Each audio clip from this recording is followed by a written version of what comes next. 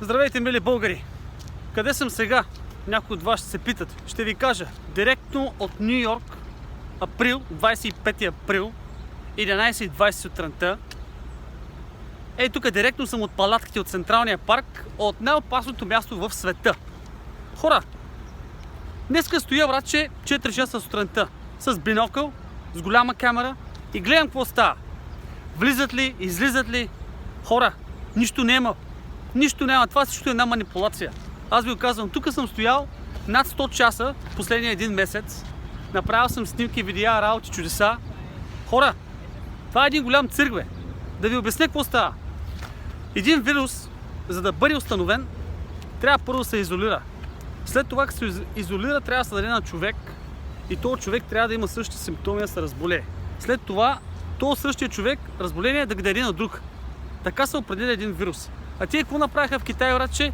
Вземаха там едни проби над едни починали хора и видяха им генетичния код и после викат, братче, това е вирус. Така, добре, обаче то не е доказано. До сега не е доказано, вече става 40 дена нагоре. Няма никакви доказателства, никой не може да докаже. Така, след това, братче, викат, добре, ще пробваме, ще правим тези тестове. С този тест, който между другото в целия свят го ползват, човека, който е създал теста през 89-та година, казва, че с този тест не може да се установява дали има вирус или няма вирус. То е само за бактерии. Както и да е, това е друга тема. И сега, братче, казват, който има част от този генетичен пул в неговото DNA, той е носител на коронавируса. Хора, милиони хора има, Милиони хора има с този генетичен код. Или с част от него. Теста не може да определен колко си болен, колко не е. Това са пълни измислици. Измислици пълни, аз ви казвам. И още нещо да ви кажа, където хората не го знаят. Не го знаят. Ако се разболееш, тук има много хора, протестират. Жени, които мъжете са им починали или обратно, мъжете протестират. Ако се разболееш от нещо и ако починеш, болницата получава $4900. Обаче, от цената, какво казаха, ако установят, че ти имаш позитивно на коронавируса, ако имаш позитивно, болницата получава $19,000. Ако този болен отиде на вентилатори, братче, получават $38,000 на човек. И много хора викат, братче, жена ми почина, мъжа ми почина от тази болест, те на смъртния акт пишат, че почина от COVID-19. Хора, събудете се, бе. Стига сте спали. Вчерашното видео, където го сложих в YouTube, само за 7 часа стигна до 700 000 човека. Тръгна вайрал, защото пуснах видеа, работи, които никой не ги виждал. И YouTube веднага ги свали.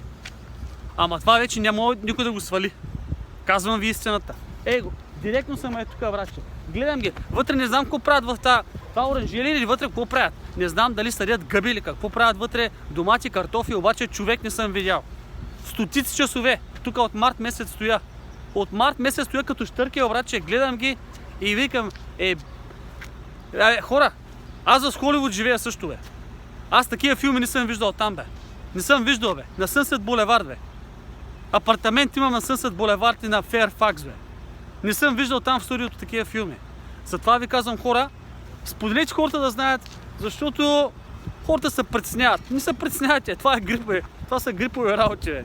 Обаче, братче, най-лесно се манипулира един народ и историята може да видите, когато народът е страхлив. Това е положението. Директно от Ню Йорк, 25 април, Митко президента, казвам ви какво е положението. Какво е положението? Стотици часове седя и ги гледам. Няма нищо, братче, няма нищо. Обаче тази телевизия бухка ги тия номера. И те виждат, те в началото видяха, че не могат да направят номерата и викат, добре, ако си болен от грип, пневмония, от рак, от това, каквото стане, пиши го. Пиши го, че е COVID-19. Да правим номера, хората се стряскат. Народе, кога ще се събудим? Кога ще се събудим от този зимен сън? Кога? Пак ви питам. Обичам ви, лек ден и пак ви казвам, ситуацията, ето вижте я. Това е положението, хора. Всичко е един голям цирк.